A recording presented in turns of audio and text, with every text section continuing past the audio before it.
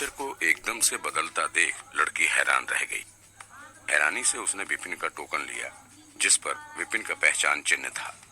वो सोच ही रही थी कि हाँ करे या ना करे कि अचानक टीचर ने हाथ पकड़ा और खंजर से एक कट लगाया। खून की एक बूंद टोकन पर गिरी और एक चिंगारी आई। आह! लड़की हैरान रह गई। टीचर ने तो कहा था उसे सोचना पड़ेगा, उसे नाम और पैसों से कोई फर्क नहीं पड़ता, फिर सारे काम इतनी जल्दी में क्यों कर रहे हैं? और खंजर भी तैयार ही था पहले से। खून से जांच के बाद विपिन ने चैन की सांस लेते हुए कहा, अभी से तुम मेरी स्टूडेंट हो। फिर दोबारा एक महान कलाकार की तरह नाटक करते हुए बोला, तुम्हारा नाम क्या है? सर, मेरा नाम रोमा है। लड़की ने देखा अब वो पीछे नहीं हट सकती, तो फिर उसने सिर्फ हाँ में ही सिर हिला दिया। अपना टोकन ले जाओ, उसे दिखाकर तुम्हें बिस्तर और किताबें मिल जाएंगी, और अपने रहने का इंतजाम करना मत भूलना। तुम्हारी ट्रेनिंग कल से शुरू होगी, मुझे कल यहीं मिलना। विपिन ने ये कहकर उसे वहां से जाने का इशारा किया। ठीक है सर, कहकर रोमा चली गई। मैंने एक स्टूडेंट तो बना ही लिया है। रोमा उसकी स्टूडेंट है, ये पक्का करने के बाद विपिन ने चैन की सांस ली और मुस्कुराया। ये बहुत ही मुश्किल काम था। अगर उसने इंटरनेट से एक्टिंग और बातें बनाना ना सीखा होता तो आज एक भी स्टूडेंट को उसकी क्लास लेने के लिए मनाना मुश्किल था। अब एक स्टूडेंट की वजह से वो कम से कम स्कूल से बाहर तो नहीं निकाला जाएगा। एक मुसीबत तो टली। विपिन ने राहत की सांस ली। विपिन ने महसूस किया कि उसका दिल हल्का हो रहा है, जैसे एक बोझ कम हो गया हो। अगले ही मिनट उसे लगा उसकी आत्मा को शांति मिल गई। उसके दिमाग से डर और स्टूडेंट ना बना पाने का मलाल धीरे धीरे कम होता लगा। शांत, अब मैं तुम्हारे शरीर में हूँ। मैं इसका पूरा ध्यान रखूंगा और तुम्हारी जगह आराम से जीऊंगा। पहले वाले विपिन ने जान इसलिए दी क्योंकि वो स्टूडेंट्स को अपनी क्लास में लेने के लिए नहीं मना पाया था, इसलिए मरते वक्त भी उसे अफसोस था।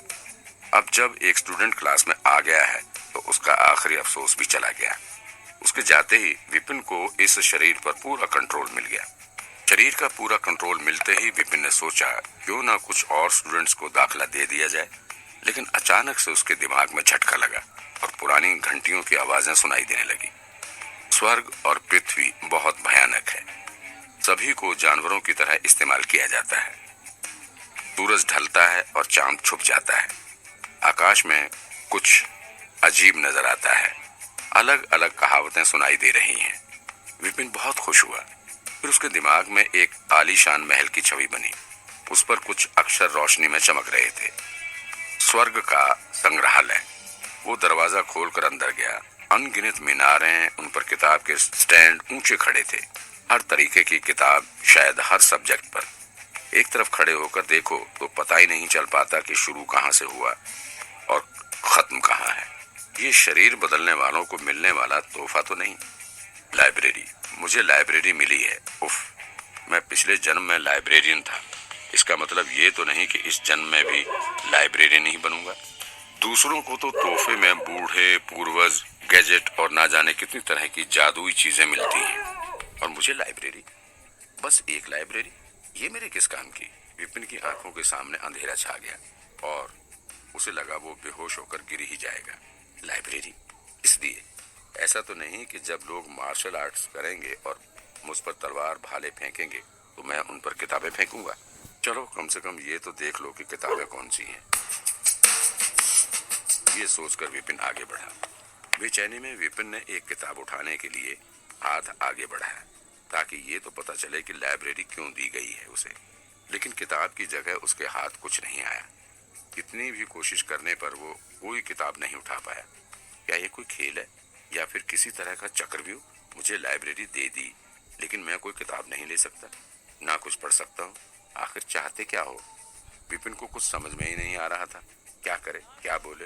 वो रोने ही वाला था लेकिन आंसू नहीं आ रहे। आसपास थोड़ा घूमने के बाद विपिन को ये समझ आया कि लाइब्रेरी में रखी सारी किताबें सिर्फ परछाई है, जैसे पानी में चांद की परछाई दिखाई देती है। उसे देख तो सकते हैं लेकिन छूना या पकड़ना नामुमकिन। फिर कुछ ना कर पाने की वजह से उसका इंटरेस्ट चला जाता है और वो वापस अपने दिमाग से बाहर दुनिया में आ जाता है। लंच टाइम हो गया। लंच के बाद फिर एक दो स्टूडेंट्स को अपनी क्लास लेने के लिए कैसे मनाना है ये सोचूंगा। उसने खिड़की के बाहर देखा। लगता है 12 बज गए। आज सुबह से आए 18 स्टूडेंट्स में से वो सिर्फ एक को ही अपना स्टूडेंट बना पाया है। उसका सक्सेस रेट वाकई बहुत कम है। दोपहर को इसी तरीके से काम नहीं चलेगा। चाहे कुछ हो जाए, उसे और स्टूडेंट्स लेने ही होंगे। आखिर वो एक एडवांस दुनिया से आया है। अगर वो इन पुराने जमाने के लोगों को बेवकूफ नहीं बना पाया, तो वो सिर उठाकर ये कैसे कह पाएगा कि वो एक एडवांस दुनिया से आया है, जहाँ ज्ञान ही ज्ञान है। अंगड़ाई लेते हुए वो क्लास से निकलकर कैंटीन की तरफ चला गया। उसके पिछले जन्म के स्कूल जैसी ही इस कराटे स्कूल की कैंटीन भी बहुत बड़ी है। इतनी बड़ी कि यहाँ एक बार में 10,000 लोग बैठकर खाना खा सकते हैं। अब एक स्टूडेंट का टीचर बनकर उसका मूड भी ठीक था, इसलिए खुशी में उसने कुछ मीठा खरीदा और एक कोने में जाकर बैठ गया। खाना टेस्ट में अच्छा था। अरे, ये तो विपिन सर है ना। जब वो शांति से अपना खाना खा रहा था तो एक आवाज आई। ऊपर देखा तो सामने एक आदमी उसे देख रहा था और मुस्कुरा रहा था। उसके चेहरे पर कोई खुशी नहीं थी, बस नकली मुस्कुराहट की झलक थी। रितेश सर? विपिन ने पूछा। रितेश का पूरा नाम रितेश भारद्वाज था। उसने विपिन के साथ ही इस स्कूल में पढ़ाना शुरू किया था। उसकी एक बुरी आदत थी, वो दूसरों को खुद से तोलता था और फिर उन्हें नीचा दिखाकर खुश होता था। पुराना विपिन उसकी इतनी बेइज्जती झेल नहीं पाया, इसलिए उसने आत्महत्या कर ली। इस आदमी का विपिन की मौत में एक बड़ा हाथ है, क्योंकि इसी ने उस पर इतना दबाव डाला। आज नए स्टूडेंट्स स्कूल आए हुए हैं दाखिले के लिए, अपने टीचर चुनने के लिए। आपका दाखिला कैसा रहा? और क्योंकि आप इतनी खुशी से यहाँ खाना खा रहे हैं, तो इतना भी बुरा नहीं होगा। देखिए, ये मेरे स्टूडेंट्स हैं जो आज ही मेरी क्लास में आए हैं। कुल 12 हैं। मैंने सोचा क्यों ना उन्हें खाना खिला दूं उनके हॉस्टल जाने से पहले। रितेश ने शान से कहा और उन 12 स्टूडेंट्स की तरफ इशारा किया। अब तो कोई शक नहीं, ये यहाँ शेखी बगार नहीं आया है। विपिन और रितेश की कोई आपसी दुश्मनी नहीं थी, लेकिन क्योंकि दोनों एक ही टाइम स्कूल में आए थे, तो उसके इस नोक झोंक से बचना लगभग मुश्किल था। इसलिए भी रितेश कई बार उसे नीचा दिखाकर खुद ऊपर उठने की कोशिश करता था। बच्चों का एक झुंड उसके पीछे पीछे चल रहा था। हर एक के चेहरे पर खुशी थी और नई चीजों के बारे में जानने की इच्छा थी। बच्चों, ये है विपिन सर, हमारे स्कूल में बहुत मशहूर हैं। ये हमारे स्कूल में टीचर रैंक में 0 नंबर लेने वाले पहले टीचर हैं। इन्होंने अपना नाम इतिहास में दर्ज कराया है। रितेश सर ने बच्चों को बताते हुए कहा। सालाना टीचर एग्जाम में 0 नंबर। ओह, मैंने कैंटीन आते हुए सुना था उनका एक स्टूडेंट बिल्कुल पागल हो गया था और लगभग अपाहिज भी हो गया था। मैंने भी यही सुना था। जब मैं यहाँ आ रहा था, मुझे कई लोगों ने सलाह दी कि कुछ भी हो उन्हें टीचर ना चुनूं, नहीं तो कुछ सीखना तो दूर, उल्टे यहाँ ये तो बचे हुए टैलेंट बर्बाद करने जैसा ही हो जाएगा। दिखने से तो लगता नहीं, चेहरा तो देखो कितना मासूम है। ये सुनते ही कैंटीन में शोर मच गया। सालाना टीचर एग्जाम में कई चीजें चेक की जाती हैं, उनमें से एक बच्चों का रिजल्ट भी है। अगर किसी टीचर की क्लास में बच्चे हैं तो उसे कोई ना कोई नंबर तो मिल ही जाता है, इसलिए 0 नंबर लेना तो वाकई इतिहास बनाने जैसा है। क्या तुम्हारा बोलना खत्म हो गया? स्टूडेंट की भीड़ देखकर विपिन बिल्कुल नहीं घबराया। जिसे 0 नंबर मिले वो पुराना विपिन था, उससे मेरा क्या लेना देना। हालांकि उससे गुस्सा नहीं आया था, फिर भी उसे रितेश सर की बातें बिल्कुल अच्छी नहीं लगी। उसे उनका दूसरों का मजाक बनाकर खुद को अच्छा दिखने का तरीका बेहद गलत लगा। उसने हाथ हिलाकर कहा, जब आपका जी भरकर बोलना हो जाए तो प्लीज यहाँ से चले जाएं। मेरे खाने के बीच में रुकावट ना डालें। रितेश को कोई अंदाजा नहीं था इस इंसान को थोड़ी भी शर्म नहीं आएगी। जब उसके बारे में नए स्टूडेंट्स को पता चलेगा, यहाँ तो उसे मक्खी की तरह जाने को कह रहा है। गुस्से से रितेश का मुंह लाल हो गया। उसने सर उठाकर एक टीचर के घमंड से कहा, 0 नंबर लेकर स्कूल का रिकॉर्ड तोड़ा है तुमने। क्या तुम्हें थोड़ी भी शर्म नहीं आई? शर्म? मैं क्यों शर्मिंदा हूँ? तुमने खुद ही कहा मैंने रिकॉर्ड तोड़ा है और अब मैं एक सेलिब्रिटी बन गया हूँ। सारे नए स्टूडेंट्स मुझे पहले से ही जानते हैं, लेकिन तुम्हारा क्या? तुम्हें कौन जानता है? विपिन ने झुंड की तरफ इशारा करते हुए कहा। तुम्हें कितने नंबर मिले, क्या ये सब जानते हैं? स्कूल आने से पहले क्या ये लोग तुम्हें जानते थे? अगर तुमने इन्हें खाना नहीं खिलाया हो तो शायद ये तुम्हें अपना टीचर भी ना मानते। टीचर होकर भी तुम इनके लिए अनजान ही हो। आखिरकार फिर तुम्हें किस बात का घमंड है?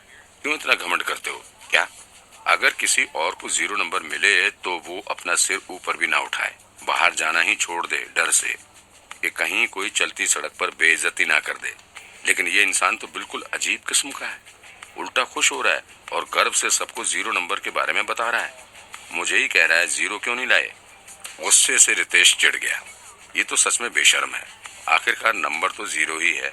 0 नंबर लाने पर कैसी खुशी, कैसा गर्व। उसके पीछे खड़े स्टूडेंट्स एक दूसरे की ओर देखने लगे। किसी को नहीं समझ आ रहा था कि क्या करें। उसकी इज्जत का क्या, नाम का क्या। ये टीचर इतना बेशर्म, शर्मिंदा, क्या मजाक है। जिस दुनिया से वो आया है वहाँ लोग मशहूर होने के लिए क्या क्या नहीं करते। मशहूर होने के लिए लोग कुछ भी करने के लिए तैयार हो जाते हैं। नकली खबरें, बेकार फिल्में और पता नहीं क्या क्या। उन्हें तो कोई शर्म नहीं आती। एग्जाम में 0 नंबर लाना तो उन चीजों के सामने कुछ भी नहीं है। रितेश गुस्से से चिल्लाया। टीचर के लिए सबसे जरूरी स्टूडेंट्स को पढ़ाना होता है। मैं तुमसे बहस करके अपना टाइम खराब नहीं करूंगा। जब तुम्हें कोई स्टूडेंट मिले तब बात करेंगे। तभी देखेंगे किसके स्टूडेंट मार्शल आर्ट्स में ज्यादा माहिर हैं। ये कहकर रितेश मुड़कर जाने लगा। तभी एक आदमी और एक लड़की की बातचीत सुनाई दी। वो टीचर बुरे नहीं है, उनका मिजाज भी अच्छा है। एक घबराई लड़की की आवाज आई, लेकिन उसकी आवाज में हिचकिचाहट थी। मैडम मेरी बात सुनिए। यहाँ के लिए निकलने से पहले साहब ने मुझे कहा था कि आपको शर्मा सर के पास ही ले जाऊं, लेकिन आप जाना ही नहीं चाहती। आप तो मुझे भी बाहर ही छोड़कर आई थी और सभी को छोड़कर आपने उस टीचर को चुना। आखिरकार इसके पीछे क्या वजह है।